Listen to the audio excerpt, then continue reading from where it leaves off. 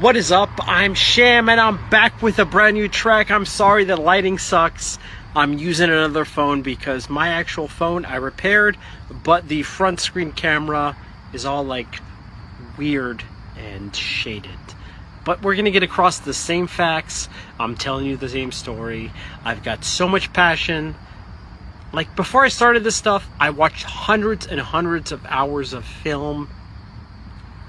And oh my god, like I freaking love trains.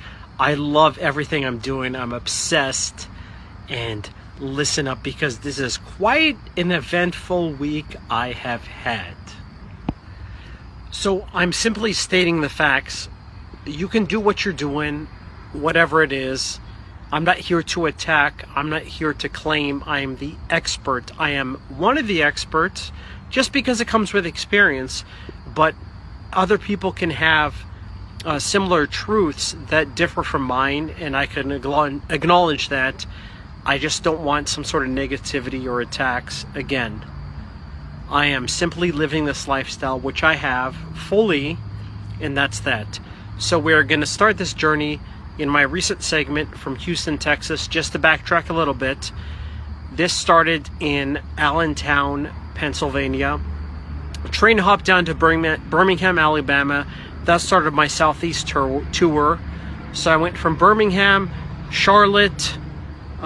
Birmingham, Atlanta, Charlotte, Savannah, Waycross, back to Birmingham. And then from there, I went up to Chattanooga, Nashville, down to Jacksonville, Miami, back to Jacksonville, back to Waycross, Georgia, Montgomery, and then I went to New Orleans via Mobile, so I got to see the Gulf of America. If you want to call it that, I'm not here to be political. I'm just here to reference what the current facts are. Anyways, in NOLA, I went over to Houston, and now this is where we start. So hopping out of Houston, there was a severe thunderstorm. I've shown a couple clips. I was just getting battered by wind and rain. I'm not trying to seem dramatic because this is absolutely not the most intense thing I've been in my life. I am just labeling it as eventful. It is what it is, okay? So I go to the hop out spot and I'm trying to catch out heading west, which I did. I'm therefore in San Antonio. But, you know, a good thing is to look ahead in weather, and I did, but there was only like a 20% chance. My luck. Guess what happened? Boom, I got hit.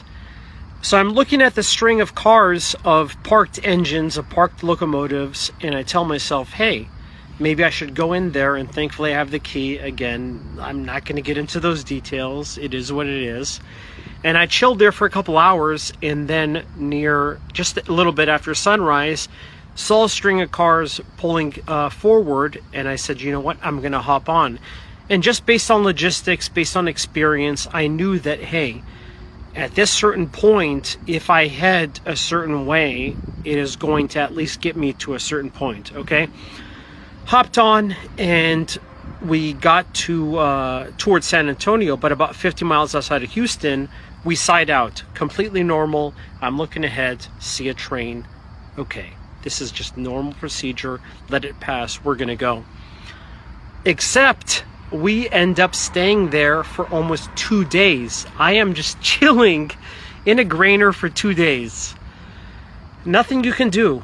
It's not like this is a populated area where I can just hop off and then do something different to where I'm actually progressing.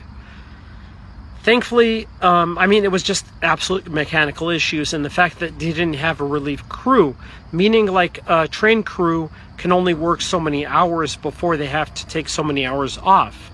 And in general, they're going to be relieved by a certain crew. That did not happen for whatever reason. And I believe railroads are really trying to cut down on hours, cut down on workers. They're putting a lot of stress on workers, which is another reason why, if you do come across one, act chill, be personable. They already have a negative view of their company because that company, whatever railroad company they're a part of, is trying to screw them, okay?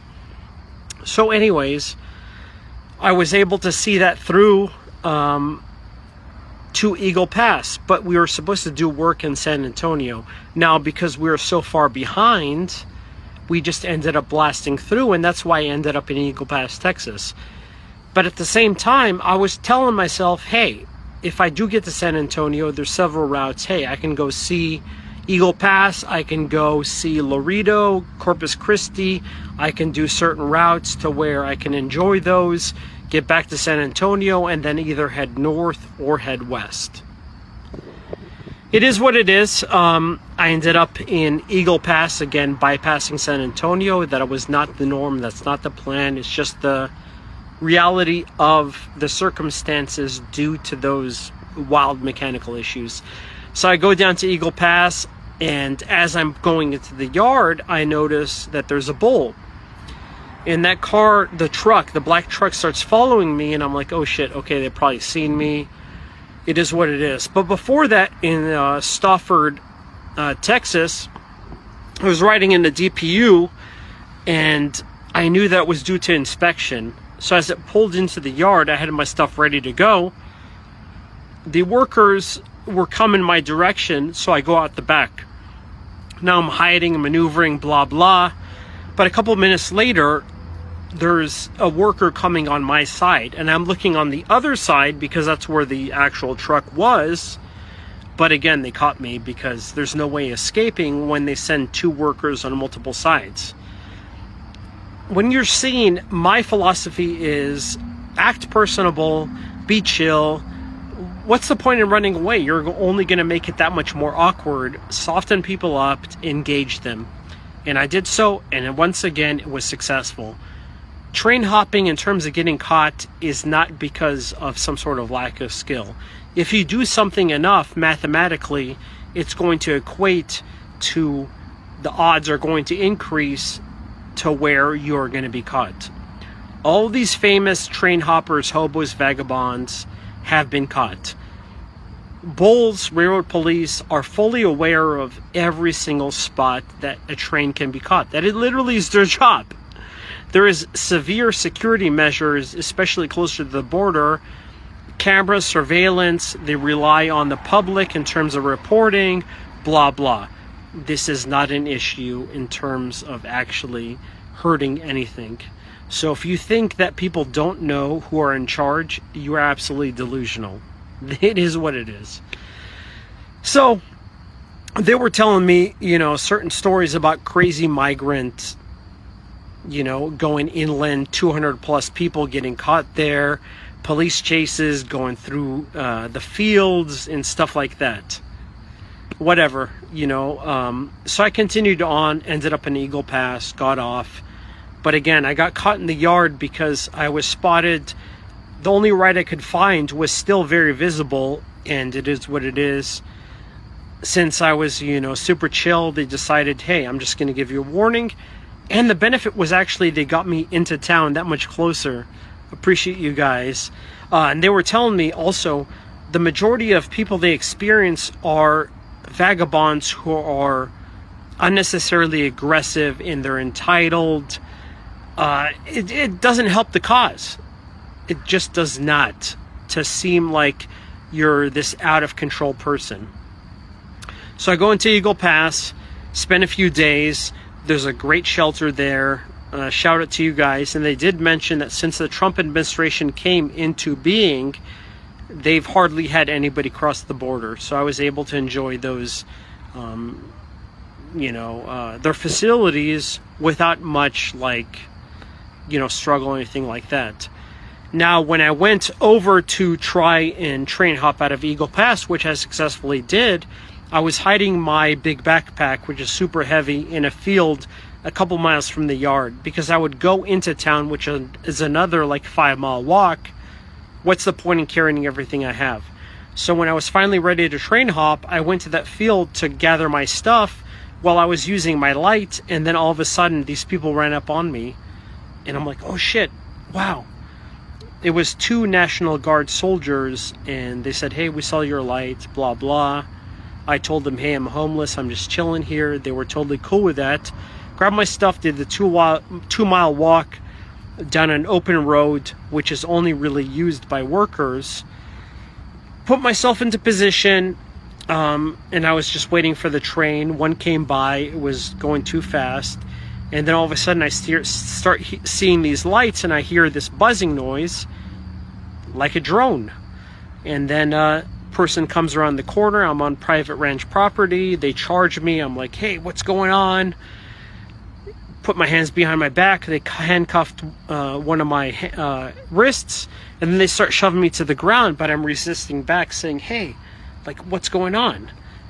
Their commander, their superior, comes around the corner, and he's like, hey, chill, whatever. Talks to me, tells me, hey, you know, we have illegal immigration, blah, blah. I give him my ID. Everything comes out to be chill. And a dozen of them are there around me, and I'm just laughing. Like, that's one of the things I do, is when I'm confronted, I just laugh like hell, and I think it's really disarming, and it's worked so far, right? Nothing ends up happening, because again, I'm a legal citizen. I'm doing nothing wrong. I'm not on their property. And they go off, and they're sitting in their trucks nearby, near the road. In my mind, I'm like, shit, I'm screwed. Like, how am I going to train to hop out of here? They know the spot. And again, every bull, every single government authority, they know what's up. And part of train hopping is luck. Anyways, they finally take off. A train comes by, and I'm like, you know what? I'm just going to take the risk. Worst that can happen, they're like, okay, you're cited, blah, blah. You're in trouble, but there's nothing ever major. Okay, that's the one thing I want to tell people, is that there's never anything that is so detrimental that it's gonna freaking ruin your life. Catch the train, thankfully, back to San Antonio, because that is the only route it can take. In terms of that position, it can only head east, period. And that's part of doing your research. That's part of having experiences, knowing the possible outcomes. Get to San Antonio, here I am, I'm chilling, trying to figure out where I want to go. And I know exactly where I can go in terms of being across the nation, going to Canada, whatever it is. So the issue is never about, hey, I don't know what I'm doing. This is just it is not random at this point, again. So right now, I'm just chilling. I want to see where I want to go.